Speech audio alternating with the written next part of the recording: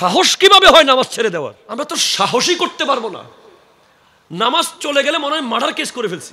ইবলিস আজাজিল একটা সিজদা করে নাই, আল্লাহকে না, আল্লাহ নবীকে। শুধু একটা সিজদা না করার অপরাধে যদি তাকে জান্নাত থেকে বের করে দেওয়া হয়,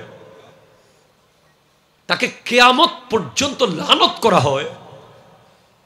আমাদের প্রতিদিন 17 রাকাত ফরজ নামাজ, 17 দুগুণ 34টা সিজদা, এগুলো কোনো নবীকে না, কোনো অলিকে না, কোনো ব্যক্তিকে না, ডাইরেক্ট আল্লাহকে।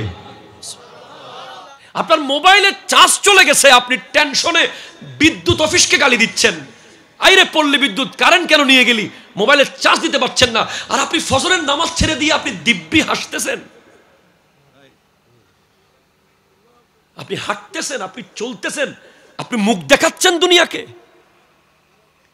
আপনি কত বড় অকৃতজ্ঞ! আপনাকে দেখতে চেয়েছে আল্লাহ।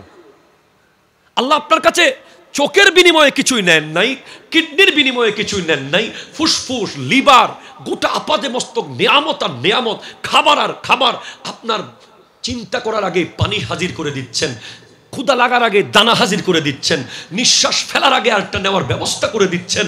গোটা দুনিয়ায় আপনাকে এত সেফ করেছেন, বিনিময়ে শুধু বলেছেন বান্দা একটু তোকে দেখতে চাচ্ছিলাম, আপনি গেলেন না। এরপরেও ফেরেশতা লিখতেছে, আল্লাহ বলছেন ফেরেশতা লেখিও না, আমার বান্দা জোহরের টাইমে আসবে, হয়তো আপনি জোহরেও যান নাই, ফেরেশতা লেখিও না, হয়তো আসরে আসবে, আপনি আসরেও যান নাই, ফেরেশতা লেখিও না, হয়তো মাগরিবে আসবে, আপনি মাগরিবেও যান নাই, ফেরেশতা হয়তো এশাতে আসবে। আপনার রবকে আপনি কত কষ্ট দিয়েছেন, আপনি একবার ভাবেন শুধু, যে রব আপনাকে বানানোর সময়, আমাকে বানানোর সময় ফেরেশতারা বলেছিল বানায়েন না। আল্লাহ বলছেন ইন্নী জাইলুন ফিল আরদে খলিফা, আমি দুনিয়াতে আমার খলিফা বানাবো, মানুষ বানাবো। ফেরেশতা বলছে আতাজআলু ফিহা মান ইউফসিদু ফিহা ওয়া ইয়াসফিকুদ দিমা, আপনি কাকে বানাবেন? যারা মারামারি করবে, কাটাকাটি করবে। নাহনু নুসাব্বিহু বিহামদিকা ওয়া নুকাদ্দিসু লাক, আমরা এনাফ, আমরা আপনার প্রশংসা করছি, আমরা আপনার সৌন্দর্য, আপনার পবিত্রতা বর্ণনা করছি, এদের দরকার নেই। আল্লাহ সমস্ত ফেরেশতাদের বিরুদ্ধে গিয়ে বলেছিলেন ইন্নী আলামু মা লা তা'লামুন, আমি যা জানি তোমরা তা জানো না। এই বলে আল্লাহ বানিয়েছেন।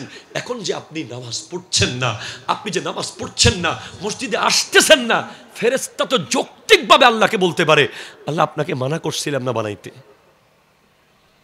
আপনি কাকে ছোট করলেন? যিনি 60 বছর ধরে আপনার হার্টবিটকে 1 মিনিট বন্ধ হতে দেয় নাই,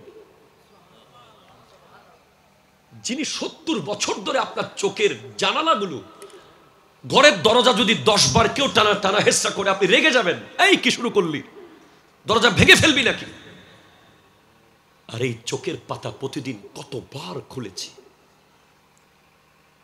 আপনি একবার ভেবেছেন এই চোখের পাতার ভিতরে চিকন চিকন রগ আছে, একটা রগ যদি অবশ হয়ে যায় এটা পড়বে আর উঠবে না, হাতের আঙ্গুল দিয়ে তুলতে হবে।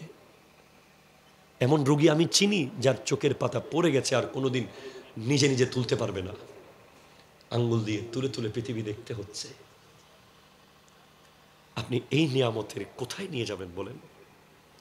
ফিলিস্তিনের ভাইরা, বোনরা, বাচ্চারা একটা সিজদার জাগার জন্য 1 লাখ অলরেডি শহীদ হয়ে গেছে।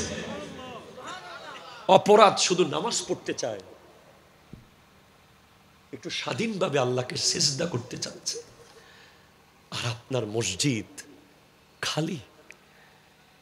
আপনি দেখেন নাই কোভিড-19 সময় নামাজ পড়তে চেয়েছিলেন, মসজিদে যেতে নিষেধ করে দেওয়া হয়েছিল।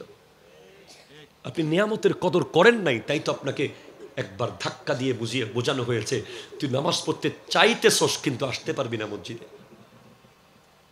আপনি কি জানেন এই মসজিদের কিয়ামতের মাঠে কি বলবে আল্লাহকে?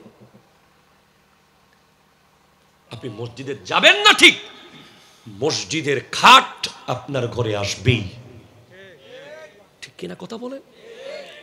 এজন্য আজকে থেকে আপনি নামাজিকে বন্ধু বানান অথবা বন্ধুকে নামাজি বানান। নামাজিকে বন্ধু বানান অথবা বন্ধুকে নামাজি বানান।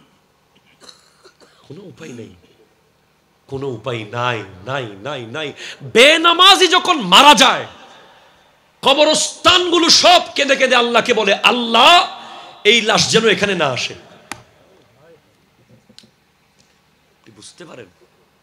কবরস্থান বলবে এই লাশ যেন এখানে না আসে। কারণ বেনামাজির উপরে যেই পরিমাণ শাস্তি হবে, কবরস্থানের মাটি পর্যন্ত ভয় পেয়ে যাবে। বেনামাজি যারা নামাজ পড়েছে, খবরে দেওয়ার সাথে সাথে তাদের চারপাশে নামাজ এসে দাঁড়িয়ে যাবে। পায়ের দিক থেকে আযাব বের হবে, নামাজ একটা স্ট্রাকচার হয়ে দাঁড়িয়ে যাবে। ডান দিক থেকে নামাজ দাঁড়িয়ে যাবে, বাম দিক থেকে নামাজ দাঁড়িয়ে যাবে। আযাব জিজ্ঞেস করবে, তুমি কে? আমি তার নামাজ।